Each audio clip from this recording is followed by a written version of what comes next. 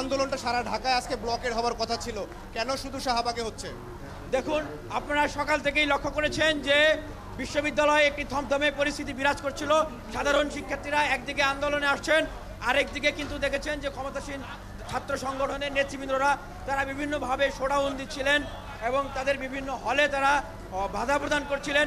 এবং আমাদের যে পুলিশ প্রশাসন, আপনি দেখেছেন যে ডিএমপি কমিশনার তিনি ঘোষণা দিয়েছেন যে শিক্ষার্থীদের বিরুদ্ধে কঠোর ব্যবস্থা গ্রহণ করবেন।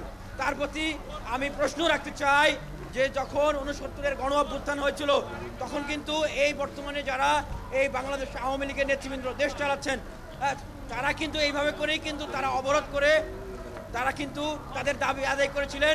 আগারতলা ষড়যন্ত্র মামলাকে মোকাবেলা করে বঙ্গবন্ধু শেখ মুজিবুর রহমানকে কিন্তু বের করে নিয়ে এসেছিলেন। তাহলে আজকে শিক্ষার্থীরা যদি তাদের অধিকার আদায়ের জন্য সারা ঢাকা শহর কেন সারা বাংলাদেশে যদি, আমি আবারও মেনশন করছি, শান্তিপূর্ণভাবে ব্লক করতে পারে, সেখানে তাহলে ডিএমপির পুলিশ প্রশাসনের তাদের সমস্যা কোথায়?